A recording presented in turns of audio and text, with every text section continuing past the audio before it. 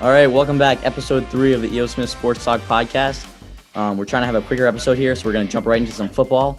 I'm joined by Leon, Alex, and Nolan. Boys, what stood out in week 7 of the NFL season?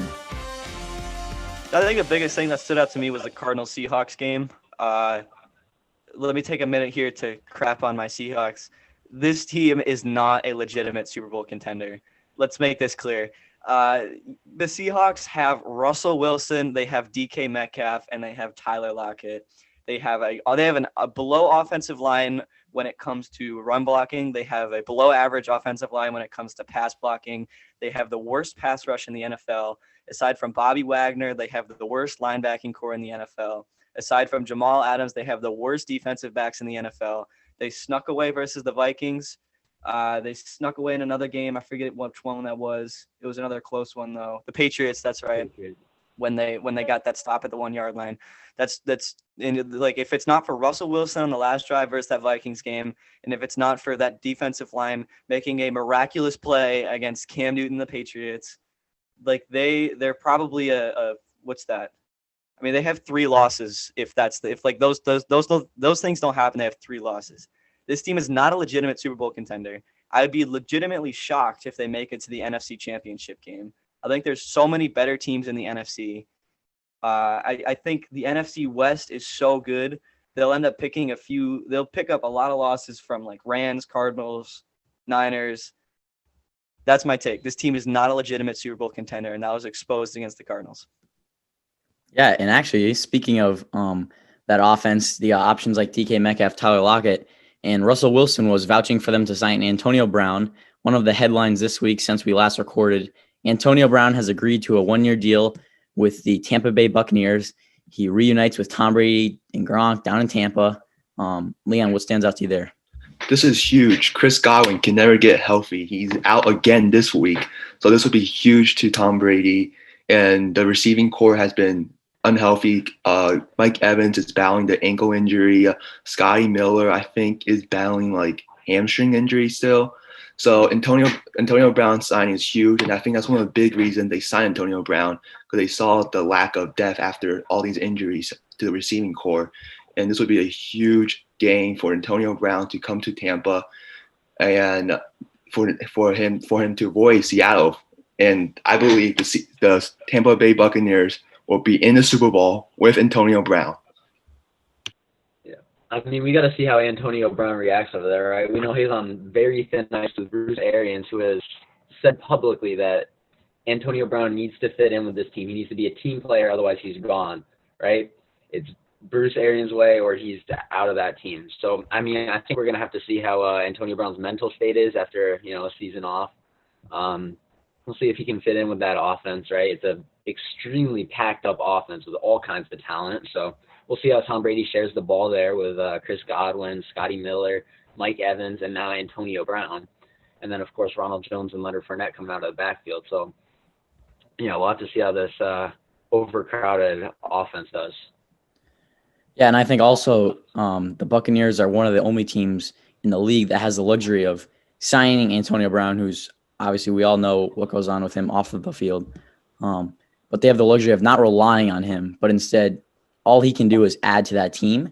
And if he's, misbehaving or getting into legal trouble, it's easy. The Buccaneers cut him. It doesn't matter. I think they're still Super Bowl favorites.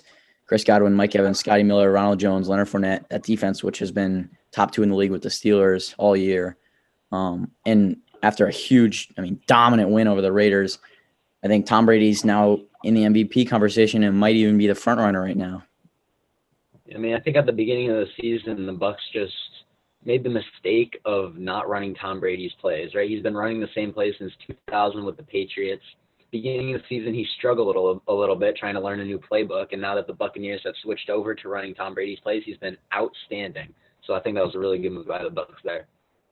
Let's make some things clear. Leon was right about one thing, and that is that the Buccaneers will be in the Super Bowl and they will be winning the Lombardi Trophy. However, they will not be doing it with Antonio Brown.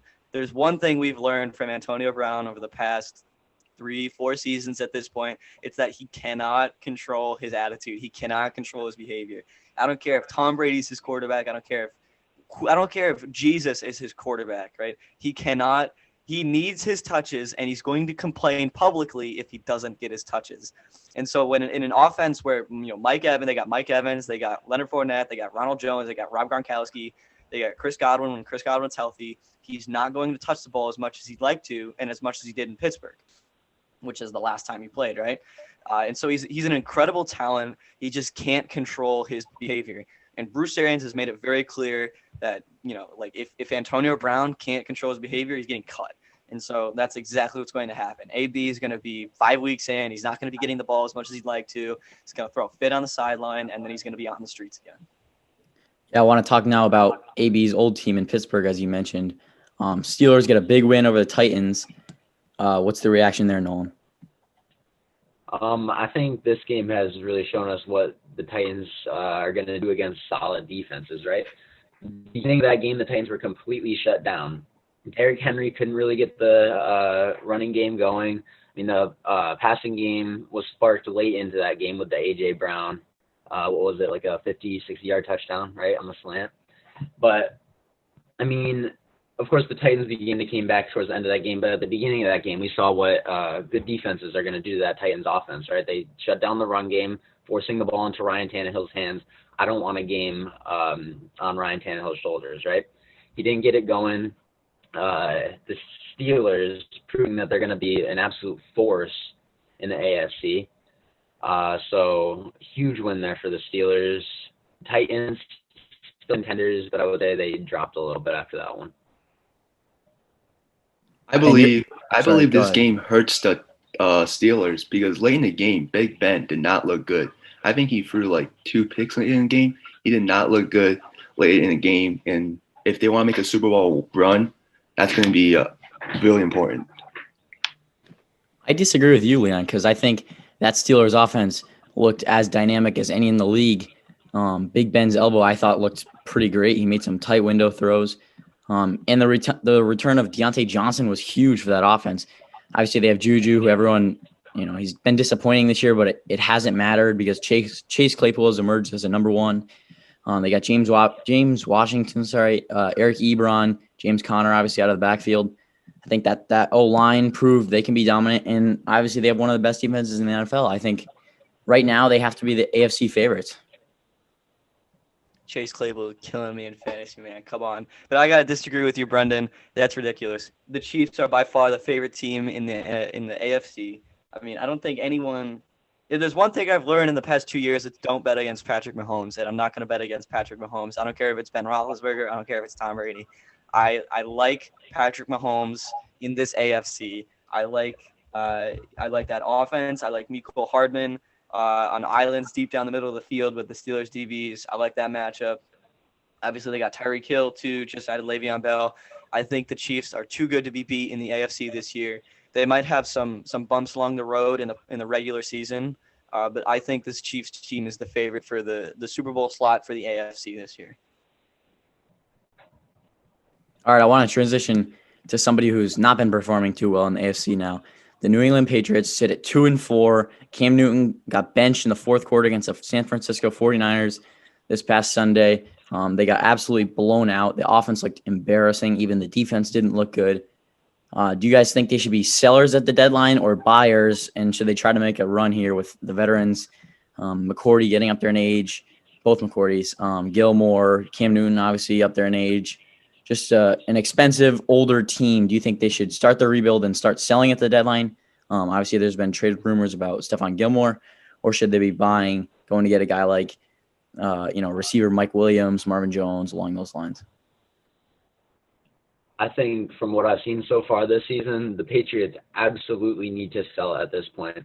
What I've been seeing so far, this is a team that should be going into rebuild mode. I don't know if they're in it right now, but they need to be going into rebuild mode.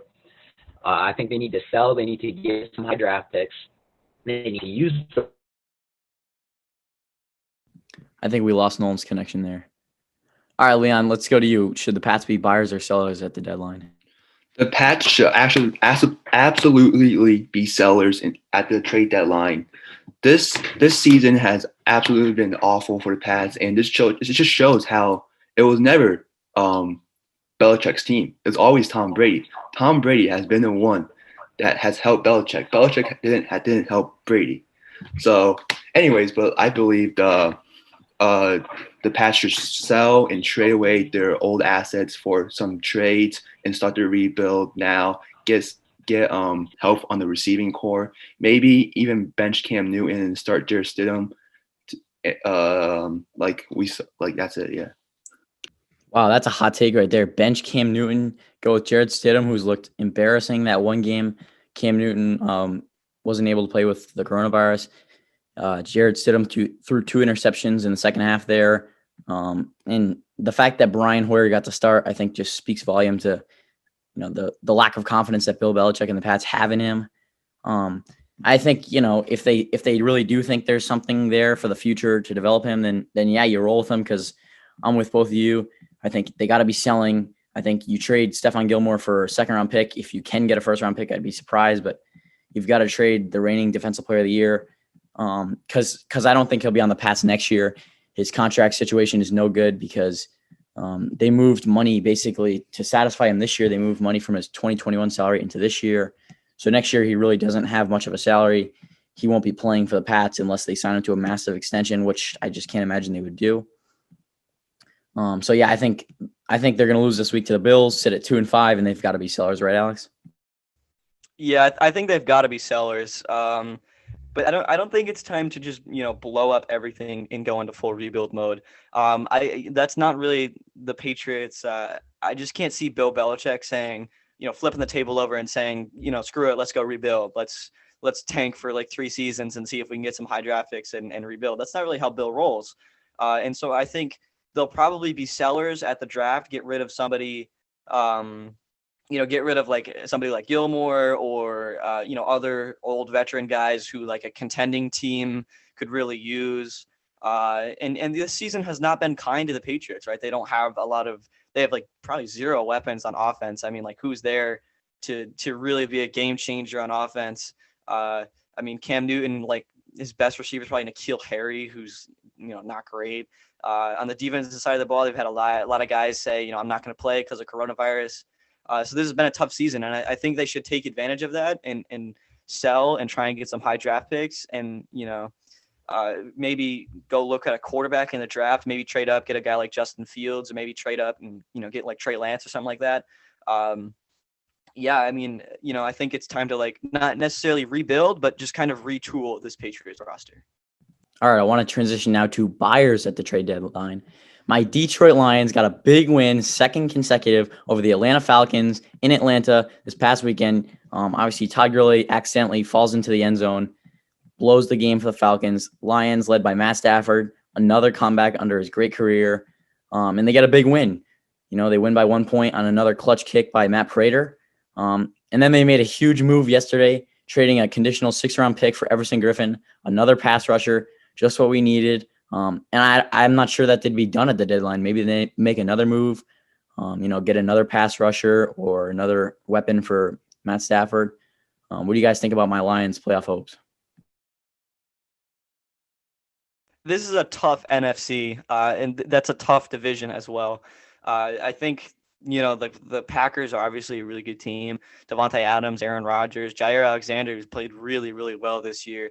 And so I think if the Lions are to make the playoffs, they need to win that division, or they need like an 11-5 season or something like that to get a really good wild card pick.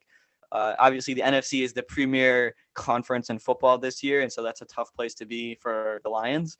But I wouldn't completely rule it out yet. I think Matt Stafford's really good. I think DeAndre Swift has looked really, really good. I really like that draft class of Bob Quinn this past year.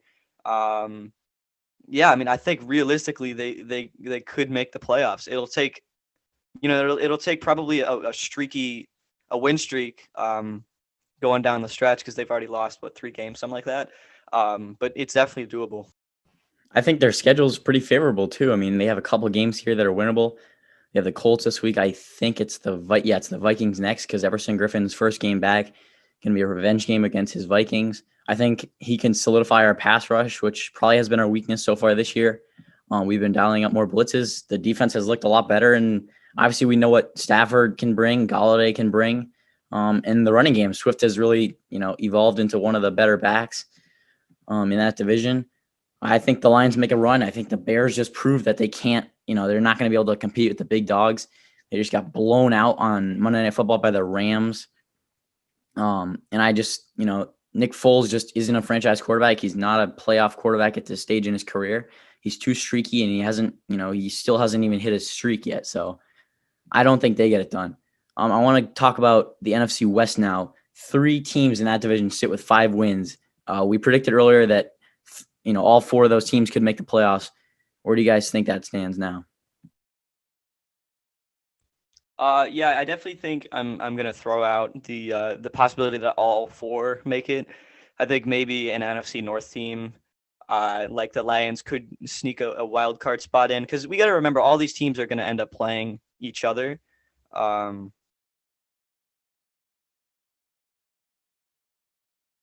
I think we might have lost Alex there. All right, let's go back to Nolan. Nolan's connection got back, so we have Nolan back here. Nolan, what do you think about the NFC West, and can all 4 of those teams make the playoffs here? I mean, I think there's definitely a possibility that all 4 teams make it. But, I mean, there's definitely going to be a race for the playoffs in the NFC. It's going to be a crazy race there. I think 3 teams from the NFC West absolutely make it. The Cardinals, the Rams, and the Seahawks are all making the playoffs. Then there's going to be a battle between the 49ers, the Panthers, the Saints, the Bears, and the Lions for that last spot, right? Because obviously one team needs to come out of that crappy NFC East division. There's not going to be a second, right? So there will be a race there. I think right now, the top of that list, the 49ers have a very real chance if they can keep playing well. And obviously we saw them blow out the Patriots last week in a huge win there. And then I think the Saints, with Michael Thomas coming back, also have a very real chance. The Bears, I think, have shown that they are not legitimate playoff contenders last week, putting up just 10 points against the Rams defense. I hadn't been buying into that team all year, and now I think definitely they've proved that they're not contenders there. And then the Lions, of course, have a very real chance to make the playoffs if they can make the right moves before the trade deadline. So it'll be a very interesting race there. Yep. And then one more division I want to talk about here. AFC North again. Let's go to the Browns now. They get a big win. They lose Odell for the year, but many people are thinking maybe that helps their offense. Obviously, Baker Mayfield missed one completion in the 3 quarters without Odell Beckham, and it was his spike to win the game. Browns now sit at 5-2, despite being in 3rd place behind the Ravens and the Steelers in that division. My question is that offense better with Odell Beckham, and is that team a playoff contender? Leon, I'll start with you.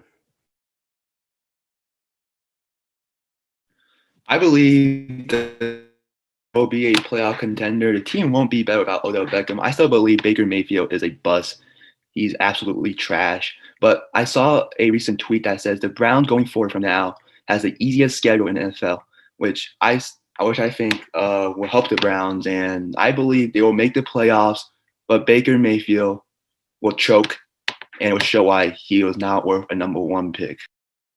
Yeah, I think Brennan, you brought up a good point. I think this team is better without Odell Beckham. I think a personality like Odell Beckham, similar to one like Antonio Brown, really requires a quarterback who's been there and who's is a really good quarterback and can say, no, like when Odell Beckham's demanding touches, he can be like, no, I'm not going to throw it to you. You're not open or something like that. And I think Mayfield has a tendency to when he has a guy like Odell Beckham on the team who demands those touches, to just kind of say, yeah, I'll screw it. I'll throw it up to Odell. He'll bail me out. And so I think Mayfield could have a really good season going forwards without Odell demanding his touches and without Mayfield saying, yeah, I'll just throw it up to him. He'll bail me out, and actually making smart plays on offense. Yeah, I agree. I think that offense has to be better without Odell, because Baker Mayfield shows, he showed flashes of why he is the number 1 pick in that game. I think if you watch the first pass of the game there where he throws the interception, and Odell tries to make a chase down tackle. Obviously, that's where he tears his ACL. But it's a forced interception. Odell was not open. Baker Mayfield's throwing it up because, that's what OBJ is a diva. He's gonna complain if he doesn't get his catches. And so Baker's throwing Odell some force balls. I think he looked amazing. He spread the ball around. Jarvis Landry, Harrison Bryant, the rookie tight end, emerged. Rashard Higgins looked really good. So I do think that offense is going to be better. I think the Browns still make the playoff push here. Myles Garrett still playing like a defensive player of the year. So I think they get it going. But as we're running out of time here, I want to transition to matchups to watch for next week.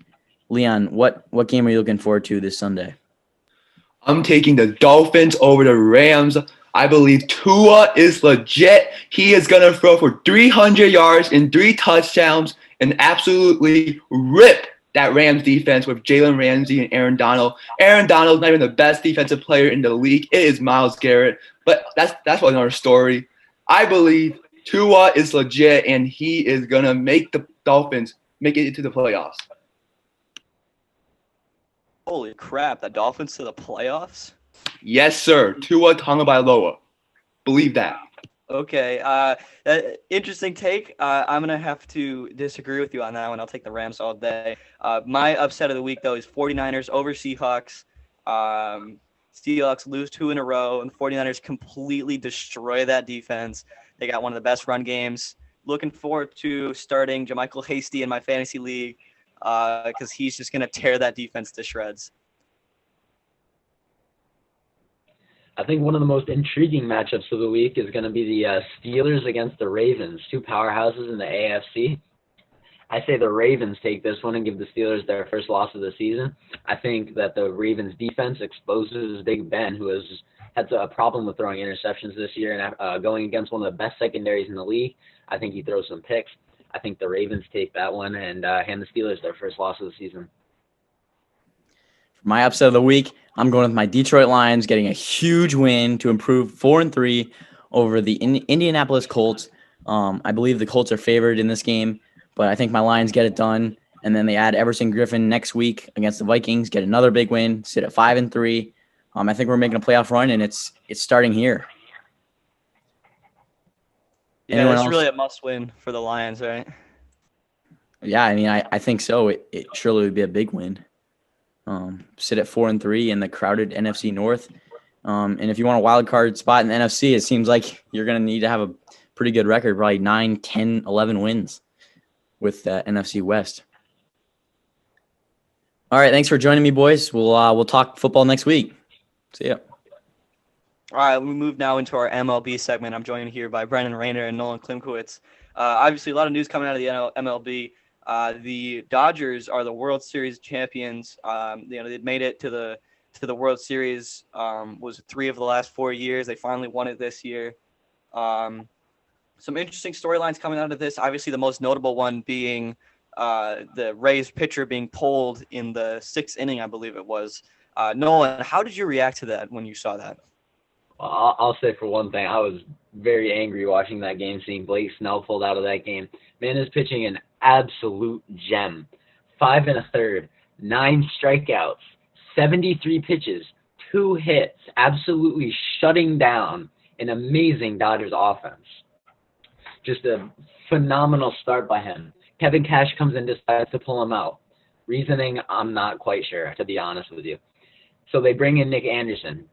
Nick Anderson can only records 1 out.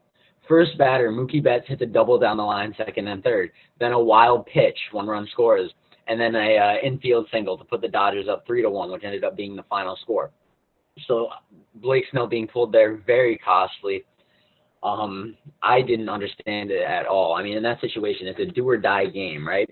You want to keep your best guys in there. When your guy is shutting down an offense like the Dodgers to just 2 hits and 5 1/3, 9 strikeouts, I mean, that doesn't happen often, right? So, I mean, I don't think you can justify pulling Blake Snell in that situation. I leave him in as long as he can go. At that point, I want him pulling himself. I want him saying, "Coach, I can't go anymore," and that's when you take him out. You don't pull him with 73 pitches, right? So, absolutely, I'm putting that game on Kevin Cash. I'm putting that game on the Rays bullpen. I mean, their offense couldn't really get going, but in an inning like that, you can't put it on the offense, right? Obviously, a lot of nerves there, some great pitching from the Dodgers side. So, yeah, I'm putting that game on Kevin Cash. Yeah, I'm with Nolan here. I mean, I think that's an awful decision by the manager. You've got to ride your horse. You know, he has 73 pitches, game 6 of the World Series to force game 7. He allowed 2 hits in, 5 and a third innings. Like, I think that's pretty ridiculous to pull him out, and it probably cost them a chance to force game 7. So that's a massive headline that I think everyone kind of was on the same page there. That was a terrible decision by the manager. Yeah, I mean, obviously, though, you got to put credit where credit is due. Mookie Betts, the hero of that game, with a home run late in that game, put the Dodgers up 3-1, and then obviously the double off of Nick Anderson in the 6th inning there. So amazing series there by Mookie Betts, and the series MVP Corey Seager had an absolutely phenomenal series, an absolutely phenomenal playoffs to lead the Dodgers there. I mean, congratulations to the Dodgers finally getting their World Series after making it the past 3 years with losses to the Astros and the Red Sox. And then the year before that with the loss in the NLCS to the Cubs, who went on to win the series there. So, congratulations to the Dodgers for a great season, great series, and, we'll have to see what happens next year. And also, yeah, congratulations to Clayton Kershaw.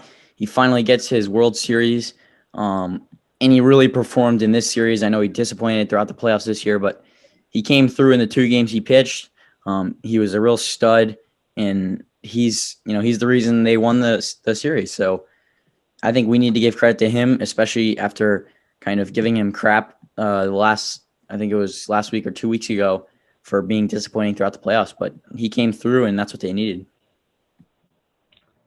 Yeah, Clayton Kershaw obviously performed pretty well in the playoffs and series this year after having a history of pretty poor pitching in the playoffs. So, it was great for him to step up and have a good playoffs there, right?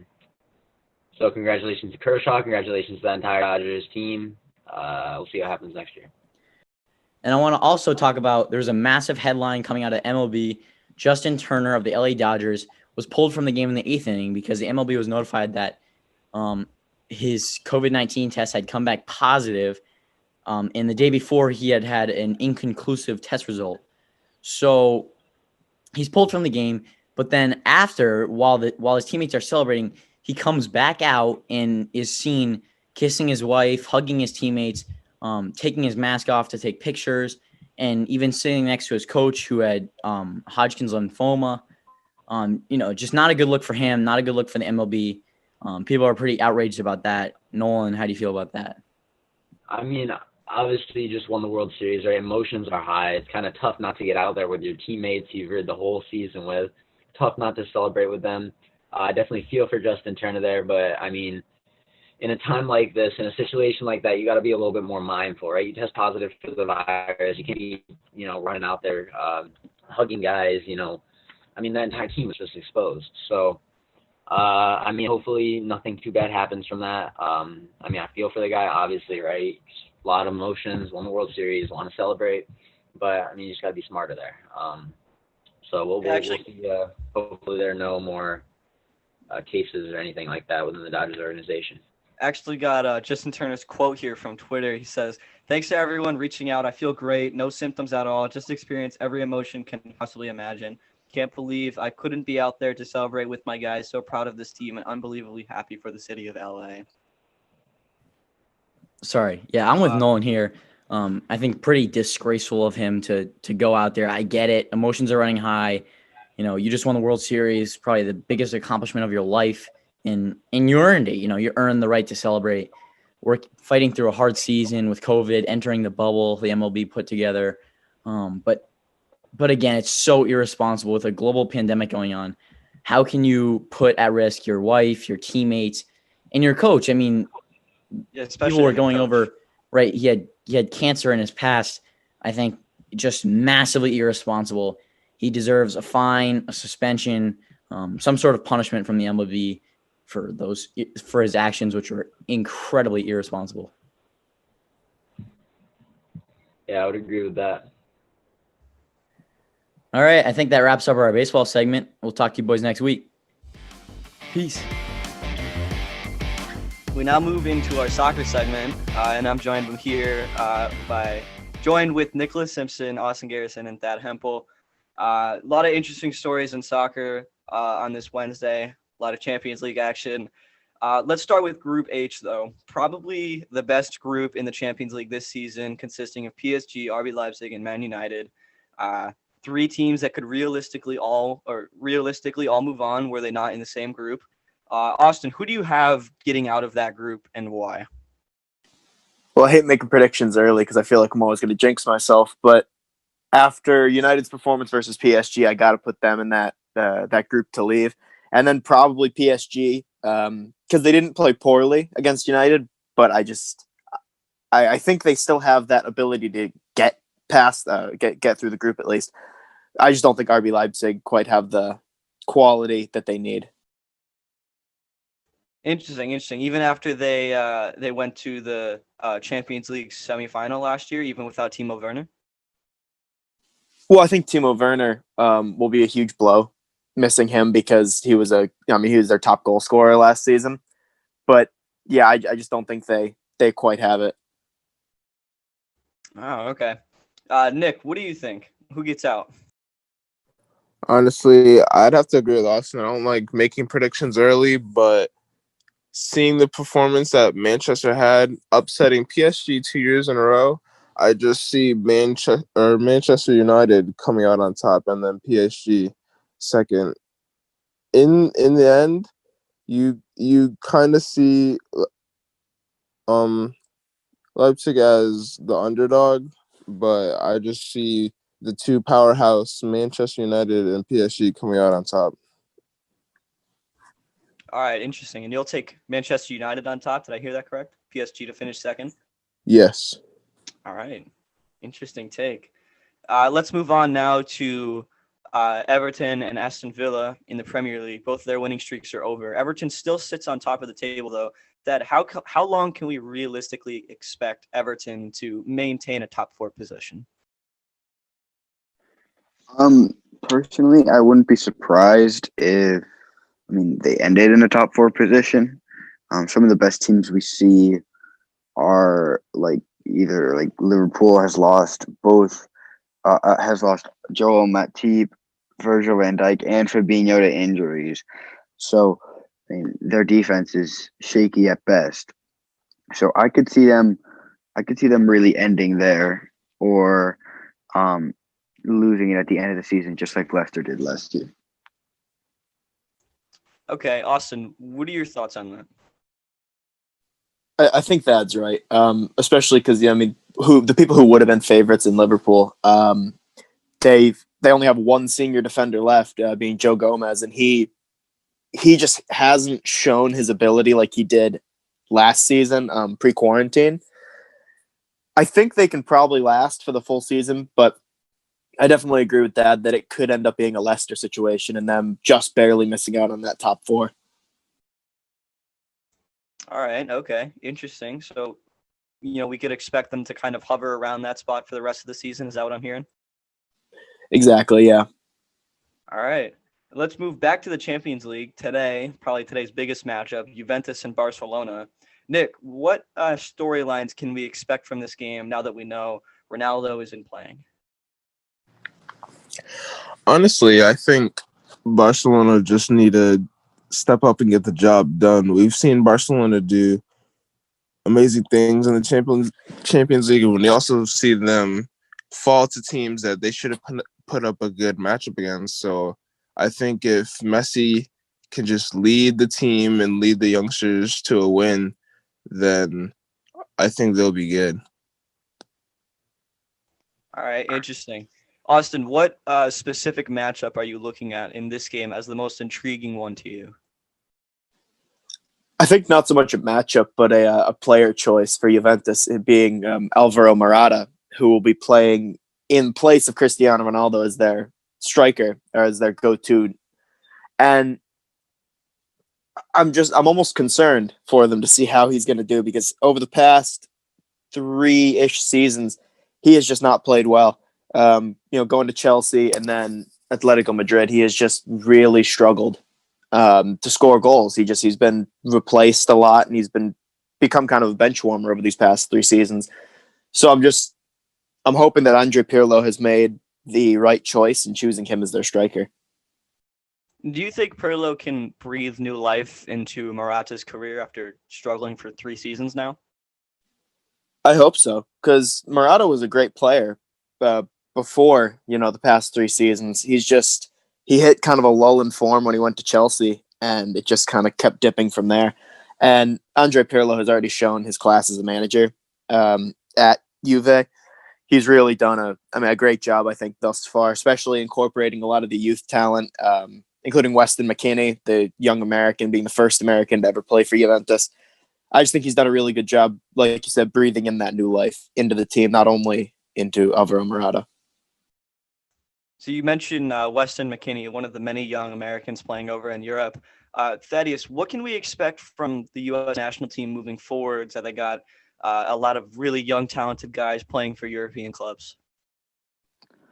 I think we could see them as, I can't see them as like a World Cup winner or anything, but I could see them as like a surprise Copa America winner, or like a World Cup semifinalist. Like, they have the talent at this point. Pulisic was called by many old like soccer professionals that he's Chelsea's most consistent forward, and to be said for that, and then also they have Weston McKennie, as also just mentioned, and Adams and Dest, who's been incredible for Barca.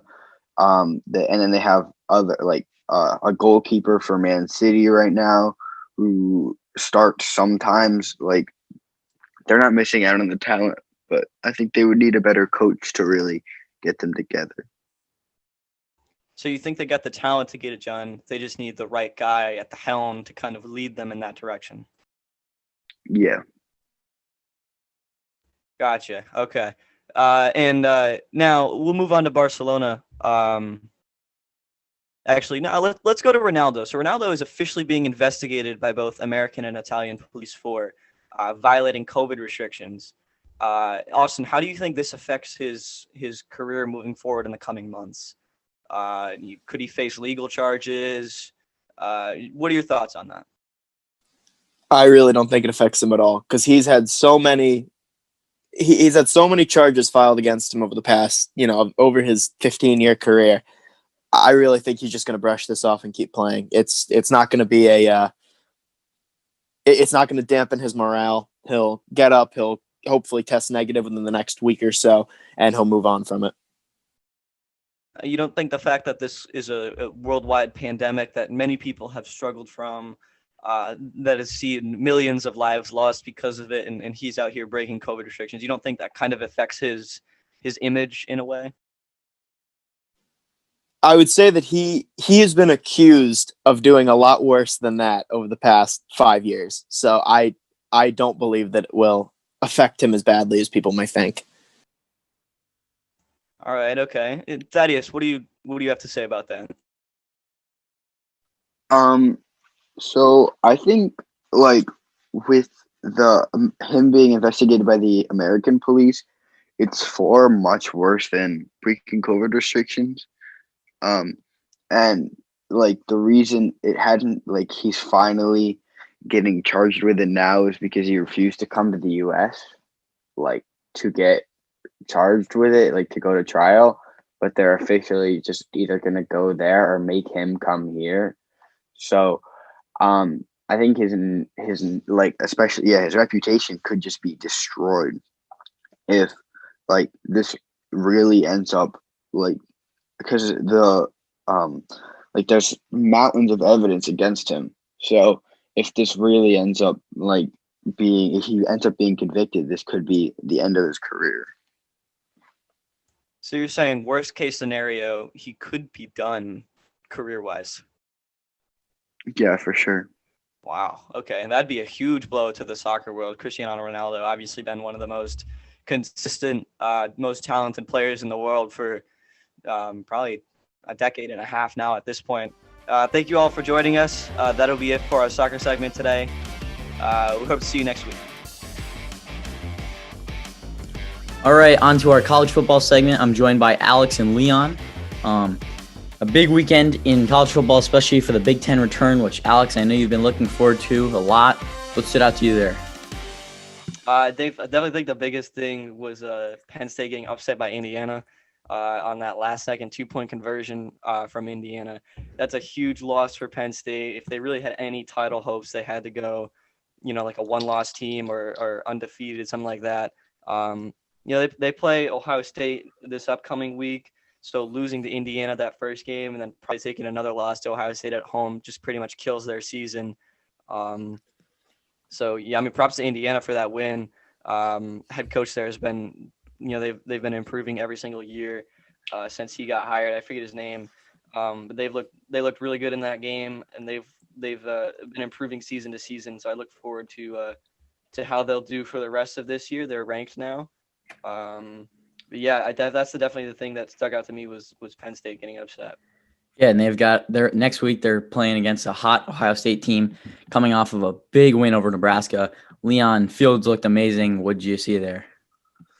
I mean, I expected Ohio State to win. Nebraska, the competition that Ohio State is going against is already better than the ACC. Like the ACC has a trash competition. Nebraska is probably one of the better teams if it's in the ACC. But anyways, Justin Fields, looked amazing. He only didn't complete one pass. He had 3 touchdowns total, 1 on the ground and 2 through the air. I mean, it was expected that Ohio State beat Nebraska. Yeah, 1 incompletion, 3 touchdowns, as he said, 276 yards through the air, 50 on the ground. Total dominant performance. I think he's showing NFL teams that he should be the 2nd overall pick, right behind Trevor Lawrence there. Alex, I want to talk about quickly. I don't know if he should 2nd overall pick. I mean, I'll take number 2 overall Penei Sewell out of Oregon. You're gonna take a left tackle over a franchise quarterback? I mean, that doesn't really. I think it depends on the team. You know what I'm saying? Like, yeah, but teams will trade up. Franchise quarterbacks are so important. I mean, if you don't have a franchise quarterback, you can't win the National Football League. We've seen it over and over again. The Browns, the Bears. I mean, all these teams just proving you can't do it with an average or below average quarterback. Yeah, that's true. That's true. I want to talk about a quarterback situation in college football that's not as steady as Trevor Lawrence and Justin Fields. Wisconsin, what's going on with their situation? Oh yeah, Wisconsin. So returning QB from last year, Jack Cohn, was injured for the start of the game. And then Graham Mertz, I think his name was, came in, played really good game. Wisconsin looked really, really good against Illinois. Final score 45-7. Mertz looked really good. It was 20 for 21 with 148 yards and 5 touchdowns through the air. Absolutely dominated that game. But he just got diagnosed with COVID. So Wisconsin's down to their, I believe it's 4th string quarterback going into this upcoming game. And actually they might have shut down their facility for a few weeks. So that's a big blow to Wisconsin, who, probably had maybe a dark horse playoff team, definitely a competitor for the Big Ten championship behind Ohio State. So losing Mertz, having to shut down the facility for a few weeks, that's a big loss for them. Yeah. And I want to highlight one more Big Ten team. Michigan got a big win over Minnesota this past weekend. A lot of buzz around college football. Joe Milton looked really good, like that quarterback that Michigan just hasn't been able to find the last couple of years under Jim Harbaugh. Alex, what did you see from that? Yeah, I think this could be a turning point for Michigan. This is the first QB that Jim Harbaugh has recruited that has played for Michigan. All the other ones have been from previous coaches. And so I think Harbaugh, it's one game, but Harbaugh could have found his guy in Milton.